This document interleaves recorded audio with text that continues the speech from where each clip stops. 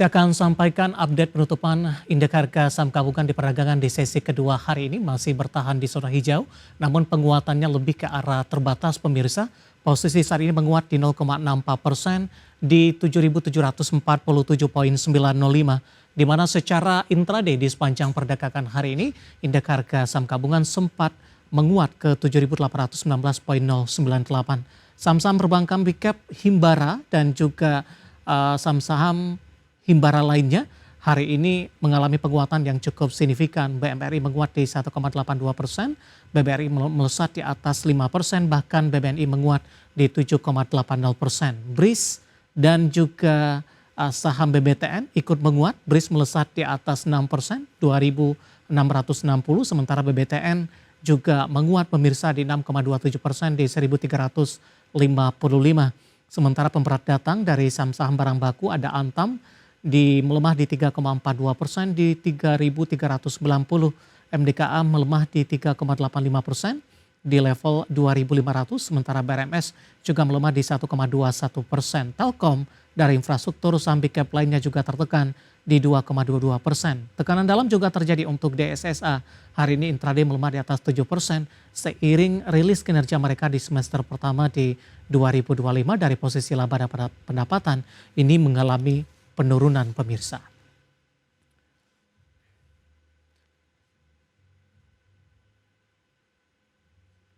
Dan saat ini kami sudah terhubung melalui Zoom bersama dengan Ibu Rati Musikoningsih, Financial Expert Ajaib. Kita akan langsung sapa saja. Ibu Rati, selamat sore, apa kabar Ibu? Halo, selamat sore Pak Dev, kabar baik. Terima kasih Ibu Rati sudah meluangkan waktu di IDX Channel. Pola pergerakan indeks harga saham gabungan hampir sama dalam beberapa hari perdagangan terakhir Ibu. Menguat kemudian di penutupan penguatannya lebih ke arah terbatas. 78 hari ini sempat disentuh, namun level tersebut tidak mampu dipertahankan. Analisis Anda secara teknikal. Baik, jadi kalau kita lihat memang secara IHSG sendiri ya hari ini menguatnya terbatas ditutupnya 0,64%.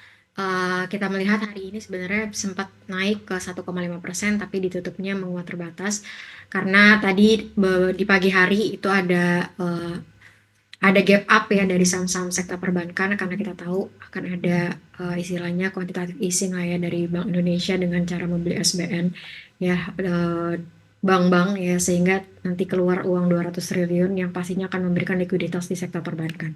Jadi memang pagi-pagi banyak saham perbankan yang gap up dan kemudian kita lihat di sini yang membuat IHSG ditutupnya jadi melemah gitu ya karena ada OC profit taking di akhir sesi. Kalau kita lihat dari flow juga hari ini di sesi 1 investor asing juga udah mulai inflow ya 100 miliar walaupun dalam 2 hari terakhir outflow-nya masih masif di atas 1 triliun. Jadi kita melihat memang untuk saat ini pergerakan IHSG cenderung masih wait and see dengan area resisten terdekat di 7.850 dan Ya. resistennya untuk area resisten tadi di 7.580 dan 7.850 dan supportnya di 7.650. Baik, apakah ini sudah mempertimbangkan proyeksi rilis data inflasi PCE Amerika Serikat? Kalau tidak salah nanti malam Ibu, waktu Indonesia Barat. Baik, jadi kalau kita lihat memang untuk CPI ya Hmm. datanya akan rilis nanti malam. Dan kalau kita berkaca dengan data yang udah rilis seperti inflasi di PPI-nya gitu ya di tingkat produsen, kita melihat memang udah mulai melandai ya Ya. di level 2,6% untuk di bulan Agustus. Jadi harusnya CPI-nya juga harusnya terkendali ya untuk inflasi di tingkat konsumennya ya. Ini juga pasti menandakan bahwa The Fed itu akan memangkas ya suku bunga ya minimal 25 basis point lah di pekan depan. Baik. Jadi kalau kita lihat harusnya ini jadi katalis positif untuk IHSG dengan Oke, resisten di kita 7. langsung saja ke sektor keuangan Ibu. Hari ini memimpin penguatan sektoral terutama di sesi pertama pada siang tadi. Saham-saham perbankan big cap terutama untuk BUMN ini mengalami lonjakan yang cukup signifikan.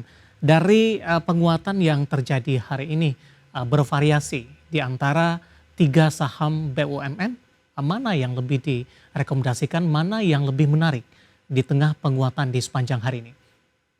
Baik, jika melihat ya saham-saham BUMN memang yang paling menarik ya kita melihat ini jadi harusnya jadi katalis positif untuk saham BRI gitu ya karena Ya.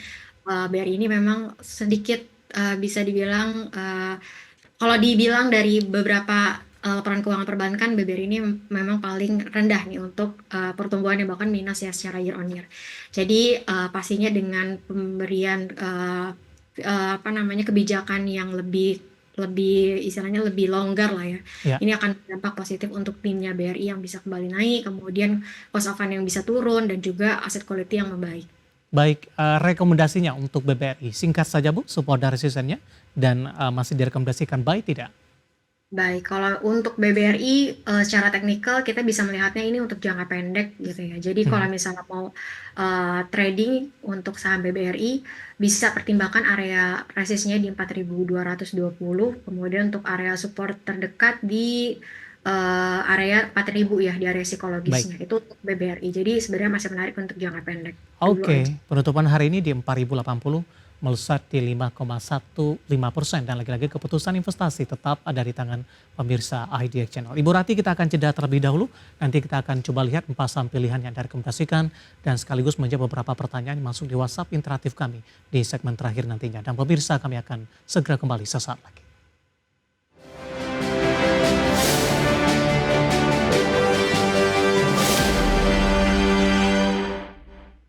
Pemirsa, masih di IDX Langsung Closing, langsung saja kita akan coba lihat saham pilihan yang direkomendasikan di tengah laju dari indeks harga saham gabungan masih terus berlanjut meskipun penguatan lebih ke arah terbatas. Ada 3 saham pilihan yang direkomendasikan pemirsa. Dari konsumer ada ICBP direkomendasikan buy, supportnya di 8.800, resisten hingga ke 9.900. BRIS dari perbankan Himbara, akumulasi buy 2.400 hingga 2.800 dan MDKA dari barang baku hari ini tertekan. Tampaknya juga masih direkomendasikan buy on weakness 2.400 hingga ke 2.700. Ibu Ratih, kita akan langsung ulas Ibu untuk ICBP, saham pilihan yang pertama, supportnya di 8.800, resisten hingga ke 9.900. Pertimbangan untuk ICBP buy di level berapa? Baik, untuk ICBP bisa akumulasi buy di level sekarang ya, di 9.300 dengan resistennya di 9.900 dan support terdekat di 8.800. Kita melihat ini ada potensi reversal membentuk double bottom gitu ya. Jadi ada potensi ke resistnya di 9.900. Dan untuk secara sentimen kita melihat dana yang diberikan tadi ya oleh Bank Ya. Indonesia untuk 200 triliun di meningkatkan liquidity lah di market pasti akan berdampak positif untuk pertumbuhan ekonomi dan juga konsumsi. Yang kita lihat indeks keyakinan konsumen itu cenderung rendah di bulan Agustus ya, bahkan terendah di tahun ini. Jadi hopefully ini bisa jadi katalis positif untuk meningkatkan konsumsi masyarakat dan salah satunya kita pilih saham ICBP di sektor konsumsi primer. Baik, 9.300 menguat di 0,81%. Analisis dan rekomendasi dari sisi fundamental dan juga dari sisi teknikal. Kita beralih Ibu ke saham pilihan yang kedua, ada BRIS akumulasi buy 2.400 hingga ke 2.800. Di tengah penguatan dari saham-saham Himbara hari ini, tentu punya pertimbangan tersendiri Ibu, lebih merekomendasikan BRIS dibandingkan dengan perbankan Himbara lainnya. Baik, untuk BRIS kita melihat memang hari ini cukup naik ya, sekitar 6%-an. Dan untuk pertimbangannya kita melihat BRIS ini masih yang diakumulasi oleh investor asing. Jadi investor asing tuh di saham BRIS masih akumulasi sekitar 1,36 triliun rupiah dibandingkan dengan bank lain ya kalau kita hitung secara year to date. Jadi masih ada inflow asing di saham BRIS. Kita melihat pertumbuhan di sektor syariah juga masih lebih tinggi dibandingkan dengan perbankan konvensional secara keseluruhan di 8,31% year on year untuk terakhir di bulan Agustus, untuk terakhir di bulan Juli. Jadi saya melihat lebih menarik ya untuk BRIS karena ada inflow dari asing dan juga kinerjanya masih cukup solid. Kemudian untuk secara teknikal tadi bisa pertimbangkan buy gitu ya di area 2.660 dengan pertimbangan resisten terdekat di 3.040 dan juga supportnya di 2.400. Ada upside ke 3.040-an ya gitu ya di area psikologisnya ada 3.000 sampai 3.040 untuk saham BRIS. Baik, dari sisi pola seperti apa Ibu untuk pergerakan BRIS? Eh, Dalam beberapa hari terakhir lebih cenderung mengalami tekanan meskipun hari ini mengalami rebound yang cukup signifikan. Baik, jadi kalau BRIS kita melihat memang secara teknikal masih cenderung sideways ya, bahkan cenderung melemah. Jadi sebenarnya bisa kita melihat ini ada potensi yang offsetnya cukup tinggi gitu ya ke level resistnya. Walaupun memang secara teknikal tadi masih ada di bottom atau di level supportnya. Jadi tadi masih bisa pertimbangkan untuk buy ya dengan pertimbangan resisten terdekat di sebenarnya yang terdekat ada yang lebih dekat ya di area 2880 Mhm. ya. Dan resisten selanjutnya di 3000. Itu untuk BRIS 3000 sampai 3040. Oke, itu target sampai kapan Ibu? Karena posisi hari ini Targetnya, masih di oh 26-an. baik ya, untuk targetnya bisa dibilang ini ya dalam waktu untuk swing lah ya, mungkin Mhm. bisa 1 minggu sampai 2 minggu ke depan. Baik, penutupan hari ini di 2660, menguat di 6,40%, sudah mengalami tekanan di perdagangan 9 September dan juga di 10 September, hari ini berbalik arah mengalami penguatan. Dari BRIS kita beralih ke saham pilihan yang ketiga pemirsa, ada MDKA direkomendasikan buy on weakness 2.400 hingga 2.700. Tapi sebelum kita mengulas dari sisi MDKA, Ibu bagaimana posisi trennya dari sisi teknikal, pencapaian harga emas global, kemudian ruang lanjutan penguatan atau masih ada ruang selanjutnya untuk emas mencatatkan rekor intraday dan penutupan terbaru?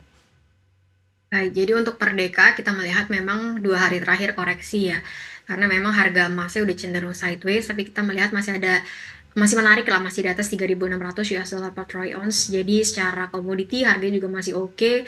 Kemudian juga ditopang oleh sentimen anak usahanya gitu ya mau IPO. Mhm. Dan tadi komoditinya juga masih menarik, apalagi Ya, minggu depan kita melihat ada potensi bank yang sentral the Fed gitu ya ya. akan memakai bunga yang pastinya akan memberikan dampak positif untuk kenaikan harga emas gitu ya. Karena di samping yield pasti nanti ada potensi Mhm. yield yang lebih kurang menarik dibandingkan dengan Oke, emas, jadi otomatis harga emas masih akan cenderung tinggi lah.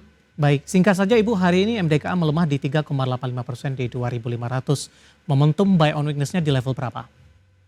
Buy on weakness bisa pertimbangkan ya di level sekarang ya di Mhm. 2.500 sampai di area 2.450-an lah Baik. untuk buy on weakness di level tersebut ya. Kemudian bisa pertimbangkan level support terdekatnya di area MA 20-nya ya Mhm. di area Baik. 2.400. Itu untuk Merdeka. Oke, tiga saham pilihan yang direkomendasikan ada ICBP, BRIS, MDKA, ada lagi-lagi keputusan investasi tetap ada di tangan pemirsa IJX Channel. Kita akan jeda kembali, Ibu Rati. Cukup banyak pertanyaan masuk, nanti kita akan coba ulas satu persatu. Kami akan segera kembali sesaat lagi.